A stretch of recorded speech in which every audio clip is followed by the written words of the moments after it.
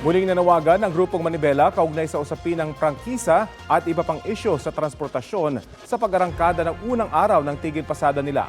May ulat on the spot si Alan Gatus ng Super Radio DZBB. Alan? Rapi, nagsimula na rin ang aktibidad ng mga miyembro ng Manibela sa Monumentong Caloocan. Ito'y bahagi ng transport strike ng Manibela. Hindi naman nagdudulo ng pagbibigat ng daloy ng trapiko ang pag-iipon ng grupo. Kaya nakaalalay naman ang mga tauhan ng Caloocan City Police maging ang traffic enforcers sa mga miyembro ng Manibela. Kaninang umaga nagtipon-tipon din ang ilang miyembro ng Manibela sa Philcoa Commonwealth Avenue, Quezon City.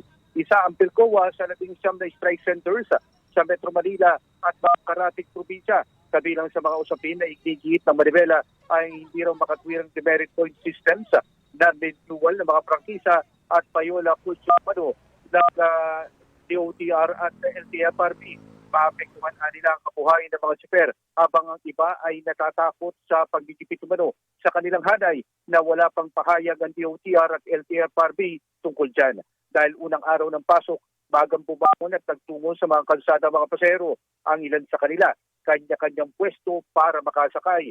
Dami rin ng mga pasahero ang aktibidad ng Manibela sa Dr. A. Santos Avenue sa Parañaque at Alabang Zapote Road sa Las Piñas at sa Marcos Highway sa Marikina City. May pagtitipon-tipon din ng Manibela sa nagtahan sa Maynila.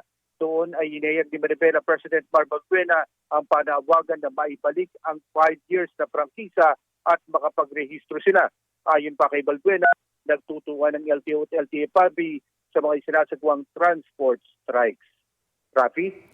Maraming salamat, Alan Gatus ng Super Radio DZBB.